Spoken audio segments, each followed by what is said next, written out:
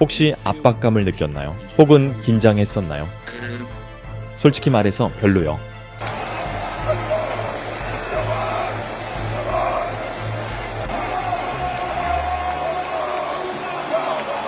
콜 팔머가 인터뷰에서 말 더듬는 모습을 보고 봐, 그는 정말 멍청하다고 생각하는 사람들이 있다면 잘못 짚었습니다. 자, 이제 눈을 화면에 고정하고 콜 팔머가 리그에서 가장 똑똑한 선수 중 하나라는 것을 깨달을 시간입니다. 경기 외에서 무슨 일이 일어나든 저는 신경 쓰지 않아요. 이 남자는 어릴 때부터 믿을 수 없는 성과를 거두었고 아직도 모든 스카우팅 리포트를 보면 첫 번째로 언급되는 건 그의 드리블이나 골이 아니라 그의 축구 IQ입니다. 이 소녀는 축구 천재입니다. 2010년으로 돌아가 보세요. 그때 이 아이는 위던쇼에서 학교와 방과 후 아버지와 일요일 리그에서 지켜보며 축구를 하던 중이었습니다. 그리고 그를 둘러싼 모든 사람들이 이미 알고 있었어요. 그의 첫 번째 코치가 한 말은 매 경기마다 너 뭐 하고 있어? 라고 소리치려다가 5초 후에 이 천재 선수가 내가 절대 볼 수 없었던 패스를 넣었음을 깨달았어요. 그 나이 때 리버풀, 맨시티, 그리고 그의 어린 시절 클럽인 맨유는 이미 그를 원하고 있었고 그때도 그는 여전히 냉혈한을 유지했습니다. 맨체스터 유나이티드가 그에게 오직 애매하게만 제시하자 파머는 그들에게 등을 돌리고 맨시티에 입단했습니다. 그는 누구도 자신을 가로막을 수 없습니다. 사실 이 이야기를 들어보세요. 2018년 맨시티에서는 어느 선수를 클럽에서 이적시킬지 결정하는 회의를 열었고 그 목록에 콜 파머의 이름이 올랐습니다. 파머의 팀 동료들이 그보다 훨씬 성장했고 파머의 성과는 2시즌 동안 내리막길을 걸었습니다. 모두가 가장 빠르고 지배적인 드리블러를 찾고 있을 때 그들은 파머의 방출에 서명하기 직전까지 갔습니다. 그때 제이슨 윌콕스 클럽 아카데미의 총괄 디렉터가 개입하여 그들의 결정을 취소했습니다. 그가 팔머에게서 무엇을 받냐는 질문에 그가 뭐라고 했는지 아세요? 그는 엄청나게 똑똑해요. 여러분은 그가 보고 있는 것을 전혀 보지 못해요. 그리고 다음 12개월 동안 그냥 내가 더 크기를 바랐다고 아버지에게 말하며 집에 가던 콜 파머는 갑자기 5피트 7인치에서 6피트 2인치로 확 자랐습니다. 그리고 단 1년 만에 그는 맨시티 U18팀을 리그 타이틀로 이끌었고 1100분 동안 20개의 공격 포인트를 기록했으며 FA 유스컵 결승에 팀을 올렸습니다. 파머가 첫 번째 골을 어시스트하여 경기를 동점으로 만든 후 결승골을 넣고 유니폼을 들어 제레미 위스턴의 사진을 보여주었습니다. 그는 맨시티가 팬데믹 중에 그를 아카데미에서 제외한 후 에이전트를 찾는 데 도움을 거부하자 안타깝게도 자살한 전 동료였습니다. 파머는 이렇게 말했습니다. 필드 밖에서는 내가 가장 시끄러운 사람이 아닐 수 있어요. 많이 말하지 않지만 한번 필드에 들어가면 모든 게 나오죠. 그리고 그 다음 3년 동안 상황은 달라지지 않았습니다. 유일한 문제는 보상이 오지 않았다는 것이었습니다. 다음 시즌 그들은 그를 1군 팀과 함께 훈련시키기로 했지만 여전히 주로 23세 이하 팀에서 뛰게 했습니다. 하지만 19살인 그가 자신보다 연령대가 4살 위인 선수들을 완전히 무너뜨리고 1100분의 시간 동안 19개의 공격 포인트를 기록하며 리그 타이틀을 다시 차지했을 때 펩 과르디올라가 그를 위해 준비한 것은 단 한 번의 리그컵 출전과 챔피언스 리그에서 8분뿐이었습니다. 그 이듬해 그는 첫 번째 성인팀에서의 골로 시즌을 열었고 한 달 후 번리와의 경기에서 돌아온 후 마지막 휘슬이 울리자 바로 타르실로 뛰어들어가 코트를 챙기고 시리얼 바를 먹으며 뒷문으로 나갔습니다. 그때 그릴리시와 포드는 그를 미친 사람처럼 쳐다보았습니다. 1시간 후 그는 이미 23세 이하 팀으로 돌아가 그날 이미 경기를 했음에도 불구하고 여전히 선발로 나갈 수 있는지 감독에게 물었고 결국 해트트릭을 기록했습니다. 그러나 언론이 이 상황에 대해 그에게 물었을 때 그가 할 말은 단 하나였습니다. 어디에서 경기가 열린다면 저는 그 경기에 뛰고 싶어요. 이건 큰일이 아니에요. 다른 몇몇 선수들도 그랬을 거예요. 해트트릭을 제외하고는요. 그러나 이 모든 상황이 그에게 몇 번의 1군 호출을 가져다 줬음에도 불구하고 그가 챔피언스 리그에서 사흘 후 골을 넣고 1월에 첫 번째 경기를 하고 경기 최우수 선수로 선정되었음에도 불구하고 그것이 그의 마지막 출전이었고 발목 부상으로 3달 동안 경기를 쉬게 되었습니다. 펩은 리버풀과 싸우느라 파머가 그동안 감독 밑에서 경기에 나간 평균 85분마다 골에 기여했음을 알아차리지 못했습니다. 그는 계속해서 같은 말을 들었습니다. 내년에는 너의 차례가 될 거야. 하지만 맨시티가 가브리엘 제주스와 스털링을 이적시키며 파머가 팀에 본격적으로 투입될 수 있는 길을 열었다고 하더라도 상황은 그렇게 간단하지 않았습니다. 10달 후 21살인 파머는 그의 팀이 잉글랜드 축구 역사상 2번째로 더블을 달성하면서 챔피언스 리그 메달을 받게 되었습니다. 하지만 현실은 이것들이 사실상 그와 관련이 거의 없다는 것이었고 파머는 그것을 잘 알고 있었습니다. 파머의 25번의 출전을 보면 상황이 달라진 것 같지만 사실 1년 전 어디서든 경기를 뛰기를 갈망했던 그 아이는 이제 펩이 그를 경기장에 내보낼 때마다 평균 25분만을 뛰고 있었습니다. 상황이 바뀌었거나 파머가 스스로 상황을 바꿔야 했습니다. 그래서 챔피언스리그 결승전 후 12일이 지난 후 파머는 21세 이하 유럽 챔피언십에 참가하게 되었고 처음에는 천천히 시작했지만 반대로 깁스 화이트가 중결승에서 페널티를 놓친 것을 보고 잉글랜드가 39년 만에 그 트로피를 차지할 절호의 기회를 놓칠 위험에 처한 순간 파머는 기계처럼 등장하여 첫 번째 골을 어시스트하고 두 번째 골을 넣었으며 세 번째 골도 어시스트했습니다. 그리고 3일 후 그들이 그 대회를 우승하게 만든 프리킥을 성공시키며 돌아왔습니다. 이제 콜 파머는 자신만의 방식으로 유럽 챔피언이 되었고 13년간 맨시티 아카데미에서 보낸 시간을 자랑하는 맨시티의 아카데미 졸업생이었습니다. 그럼에도 불구하고 그가 아스널과의 경기에서 후반에 들어와 커뮤니티 실드 우승 경쟁을 맨시티에 유리하게 만들었지만 그들이 마지막 순간에 실수를 저지르며 타이틀을 놓친 일은 여전히 기억에 남았습니다. 며칠 후 그는 유럽 슈퍼컵에서 맨시티의 유일한 골을 넣으며 클럽이 2개의 트로피를 놓치는 것으로 한 해를 시작하지 않도록 도왔습니다. 그가 맨체스터로 돌아왔을 때 그를 환호로 맞이하지 않았습니다. 펩 과르디올라, 마레즈가 떠난 후 그가 드디어 선발로 자리 잡을 것이라고 약속했던 그 사람이 파머에게 다가와 이렇게 말했습니다. 벌리로 임대 보내겠다고. 파머의 대답은 간단했습니다. 아니요, 그리고 저는 떠나고 싶어요. 몇 주 동안 그들은 그가 떠나지 않도록 모든 방법을 동원해 설득했지만 협상이 잘 풀릴 것 같던 순간 맨시티가 6,500만 유로 21살의 윙어 제레미 도쿠를 영입했다고 발표했었습니다. 유로 대회까지 약 11달이 남았고 팔머는 아직 국제 경기 출전 기록이 없었으며 그 명단에 반드시 이름을 올리기 위해 무엇이든 하겠다고 결심했습니다. 그때 그것이 그의 결심을 흔드는 마지막 결정적인 순간이었습니다.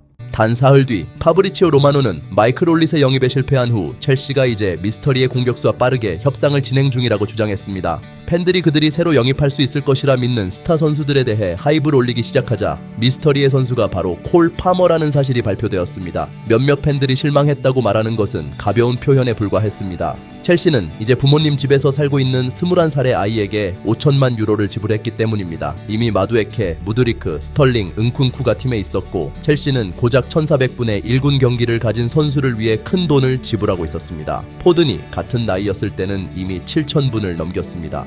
수십억을 이적에 쓴 후 이 선수가 영국에서 가장 폼 저하된 팀을 끌어올릴 수 있을 거라고 주장하는 것은 정말 어려운 일입니다. 하지만 그때 팔머는 그의 방식대로 해냈습니다.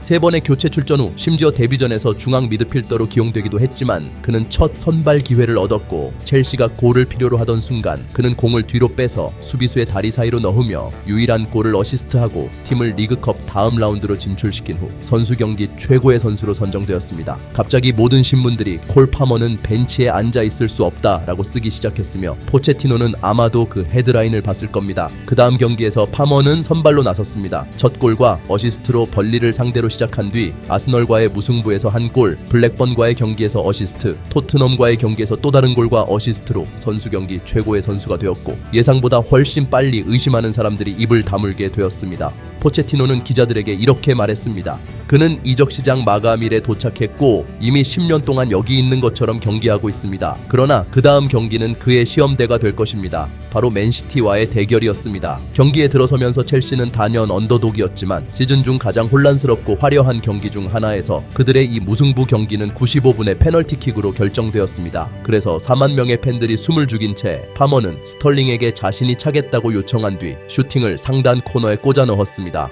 기자들이 그에게 긴장했었나요? 라고 묻자 그는 별로요 라고 대답했습니다. 뭐든지 말할 수 있겠지만 그곳에는 수많은 천재 드리블러들이 있지만 기술적인 능력 외에도 베테랑의 비전과 마인드를 가진 선수를 찾는 것은 정말 특별한 일입니다. 그 정도로 특별한데 맨시티에서 이적한 지 2달 만에 빛을 발할 수 있게 된 콜 파머는 마침내 국가대표팀에 호출되었습니다. 그리고 돌아온 후 그는 페널티만 잘 찬다는 비난을 잠재울 때가 왔습니다. 파머는 올드 트래포드 원정 경기에서 골을 넣었고 루턴과의 경기에서 2골, 1개의 어시스트로 팀을 이끌며 승리를 안겼습니다. 두 번째 골은 정말 환상적이어서 이달의 골 후보에 오르기도 했습니다. 아이러니하게도 그가 처음으로 한 트레이드마크 세리머니는 사실 그의 아이디어가 아니라 미들즈브로의 친구 모건 로저스를 흉내낸 것이었습니다. 팬들이 그를 이미 콜드 파머라고 부르고 있었기 때문에 이 세리머니는 매우 적절했습니다. 그리고 더 좋은 점은 그 골들 덕분에 단 몇 번의 선발 출전 만에 그는 첼시 역사상 21살 이하 선수로서 득점수 2자릿수를 기록한 5번째 선수가 되었다는 것입니다. 세스크 파브레가스가 말했듯이 지난해에는 챔피언스 리그 결승전에 출전도 고려되지 않았던 선수였는데 갑자기 첼시로 이적하고 나서 이제는 올해의 선수로 뽑혔어요. 웃기게도 그 당시 이 말이 조금 과장된 것처럼 보였더라도 가장 좋은 순간은 아직 오지 않았죠. 자, 첫 몇 경기에서 좋은 시작을 끊었던 팔머는 이후 작은 침체기를 겪었습니다. 다음 경기들에서는 단 한 골과 2개의 어시스트를 기록했지만 그가 그때까지 얼마나 잘 뛰었든 간에 첼시는 그동안 몇 경기에서만 승리하며 하위권에 머물러 있었습니다. 골 득실차는 마이너스였고 패배가 승리보다 많았으며 상위권과는 멀고 하위권에 가까운 위치였습니다. 마지막으로 리버풀과의 리그컵 결승에서 패하면서 유일한 트로피 기회를 놓쳤다는 점을 언급하지 않으면 안 됩니다. 그 시즌을 조금이라도 구할 수 있는 유일한 방법은 유럽 대회 진출권을 얻기 위해 테이블을 오르는 것이었지만 그걸 하기 위해서는 기적이 필요했습니다. 혹은 어쩌면 콜 파머가 필요했습니다. 첫 번째 경기에서 그는 브렌트포드와의 경기에서 패배 직전 동점골을 어시스트했습니다. 그리고 전에 그가 첼시 역사상 21살 이하 선수로서 프리미어 리그에서 공격 포인트 10개를 넘은 5번째 선수라고 언급했었지. 이제 그는 거의 20년 동안의 아르옌 로벤의 기록을 깼습니다. 그 다음 경기에서는 골과 어시스트를 기록하며 뉴캐슬을 상대로 3대2 승리를 거두었습니다. 6일 후 그는 이미 한 골을 넣고 추가골을 이끌어낸 역습을 시작한 후 리그 2위인 레스터시티와의 경기에서 동점 상황으로 종료 시간이 다가왔을 때 그가 스털링이 찬 페널티킥을 놓치게 한 덕분이었습니다. 그래서 또 다시 파머는 어디서 나타났는지 모를 100킬 어시스트로 승리를 확정지었고 마침내 벌리와의 경기에서는 또 다른 2골을 넣어 2대2 무승부로 경기를 끝내며 콜 파머의 다리가 끊어지지 않는 한 첼시는 다시는 패배하지 않을 것이라며 잉글랜드의 절반을 설득시켰죠. 그리고 나머지 절반은 다음 경기가 맨체스터 유나이티드와의 경기라는 것을 알게 되었습니다. 경기는 잘 시작되었고 첼시는 20분 만에 2대2로 앞서갔으며 물론 파머가 페널티로 골을 넣었습니다. 그러나 첼시는 그동안 해왔던 방식대로 경기를 진행했고 경기가 종료 시간으로 접어들 때쯤 그들은 뒤처졌다. 그럼에도 불구하고 경기가 그렇게 끝난 줄 알았던 모든 사람들이 6분 후 달로가 마두에케를 박스 안에서 파울로 끌어내면서 예상했겠지만 콜 파머에게 또 다른 골 기회를 주었고 그 골은 그가 몇 분 후 또 하나의 골을 넣음으로 덮어졌습니다. 하지만 그가 해트트릭을 완성하고 팀을 승리로 이끈 것은 그다지 중요한 일로 보이지 않았습니다. 하지만 그게 그 시즌의 최고가 아니었습니다. 다음 경기에서 그는 결정적인 어시스트를 했고 에버턴과의 경기에서는 그 어떤 말로도 그 장면을 표현할 수 없을 정도였습니다. 시작은 잭슨에게 100킬 터치를 하고 그의 왼발로 가장 깔끔한 커브를 넣었습니다. 5분 후 그는 어디서 나타났는지 모를 깜짝 헤딩으로 2번째 골을 넣었고 그로부터 11분 후 그는 공을 가로채어 40야드에서 공을 때려 넣었다. 그것은 프리미어리그 역사상 가장 빠른 완벽한 해트트릭이었고 첼시 역사상 첫 번째 하프타임 안에서의 해트트릭, 7번 연속 홈경기에서 골을 넣은 첼시 첫 번째 선수였으며 홈경기에서 연속으로 해트트릭을 기록한 2번째 선수였습니다. 그리고 그 모든 일이 일어난 후 잭슨과 마두에케가 페널티킥을 누가 찰지 논쟁을 벌이던 중 그는 공을 가지고 들어가서 그들을 밀어내고 언제나처럼 차분하게 골을 넣었습니다. 그는 베르바토프와 함께 프리미어 리그에서 실수 없이 가장 많은 페널티골을 넣은 2번째 선수로 동점을 이루었고 엘링 홀란드가 프리미어 리그에서 최다 득점자가 된 상태에서도 그는 그때까지 단 60번의 슛을 시도한 것에 비해 홀란드는 이미 101번을 넘긴 상태였습니다. 전설적인 선수 앨런 시어러는 이렇게 말했습니다. 우리는 엄청난 정신력을 가진 선수에 대해서 이야기하고 있어요. 그는 항상 차분하고 침착하지 않은 순간이 없었어요. 아니면 디 애슬레틱의 말처럼 파머가 지켜보는 것은 그의 주변 사람들보다 더 빠르고 정확하게 생각하는 그를 지켜보는 것입니다. 그것이 그의 축구 IQ입니다. 그는 마음을 차분히 하고 그 다음 공간을 찾는다. 그 공간은 보통 있어야 할 자리가 없는 곳입니다. 그리고 물론 시즌을 마무리하면서 웨스트햄과의 경기에서 골을 넣고 3대2 승리에서 어시스트를 하고 2대1 승리에서 또 골을 넣고 마지막 경기에서 승리를 위한 어시스트로 시즌을 마감했습니다. 파머는 12경기 연속 무패를 기록하며 첼시를 63점으로 끌어올렸고 그 중에서 파머가 직접 기여한 득점은 27개의 득점이었습니다. 파머의 득점으로 얻은 점수를 계산하면 첼시는 노팅엄 포레스트 바로 위, 강등권 바로 위에 위치했을 것을 파머 덕분에 6위에 올라가 유로파 컨퍼런스 리그에 직접 진출했습니다. 사실상 그의 데뷔 시즌에서 파머는 팀 득점의 48%에 기여하며 리그에서 다른 어떤 선수보다 더 많은 기여를 했습니다. 33경기에 33골을 기록하며 이는 22살 이하 선수들 중에서 호날두와 홀란드를 제외하고 가장 많은 수치였습니다. 파머는 늦은 이적과 초기의 의심에도 불구하고 사용 가능한 시간의 74%만을 소화했습니다. 이 통계가 시간에 따라 변한다면 그는 현대 첼시 역사에서 2010년 드록바를 제외한 모든 선수를 넘어서게 됩니다. 초전성기 시절에 아자르도 이 파머를 따라잡을 수 없었습니다. 물론 홀란드가 결국 그를 골든부트에서 이기긴 했지만 우리는 지금 득점 괴물을 이야기하고 있습니다. 지난 10년 동안 가장 많은 골을 넣은 선수는 23골을 기록했는데 파머와 단 한 골 차이였습니다. 즉 어떤 경우라도 상이 주어질 때 그것은 의미가 없었습니다. 파머는 첼시의 시즌 최고 선수로 2차례 선정되었는데 한 번은 팬들에 의해 또 한 번은 동료들에 의해 선정되었습니다. 그 후 프리미어리그 올해의 유망주 선수상과 PFA 팬이 뽑은 올해의 선수상을 받았지만 포든에게 주요 상들을 아슬아슬하게 빼앗겼지만 만약 그들이 팀을 바꿨다면 같은 일이 일어났을까요? 잘 모르겠지만 파머에 대해 물었을 때 파머를 놓쳤다고 한 과르디올라 감독은 이렇게 말했습니다. 내가 포든에게 준 만큼의 시간을 파머에게 줬다면 그가 아직 여기 있었을 거예요. 그것은 내 책임입니다. 하지만 또 다시 그리고 나는 이 말을 100번도 넘게 했을 것 같은데 그는 끝나지 않았습니다. 파머는 제임스 매디슨이 부상을 당한 덕분에 유로 대회에 차출되었고 그의 궁극적인 소원을 이뤘죠. 자, 어쨌든 그들은 파머를 거의 고려하지도 않았어요. 조별리그 3경기에서 단 20분을 뛰었고 대회 전체에서 한 번도 선발로 나서지 않았음에도 불구하고 그는 여전히 가장 결정적인 선수 중 하나로 남았습니다. 중결승에서 연장전으로 가는 경기가 다가오고 있을 때 그는 10분을 남기고 와킨스와 함께 교체 투입되었고 와킨스는 그에게 이렇게 말했어요. 날 투입해주면 내가 골을 넣을게. 그리고 그는 바로 그렇게 해냈고 팀을 결승으로 올려놓았습니다. 결승에선 다시 한번 늦게 들어갔고 영국이 뒤처지고 있었을 때 그는 단 4번의 공터치로 동점골을 넣었습니다.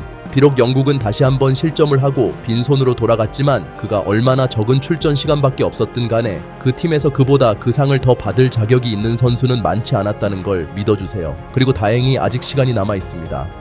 파머는 두 번째 시즌을 첫 5경기에서 1개의 골과 4개의 어시스트로 시작했으며 이미 다른 클럽이 그를 첼시에서 데려가려고 한다는 소문이 돌고 있지만 한 가지는 확실하죠. 그가 어디로 가든 나는 그가 그 불빛 아래서 절대 얼어붙지 않을 거라는 걸 확신합니다.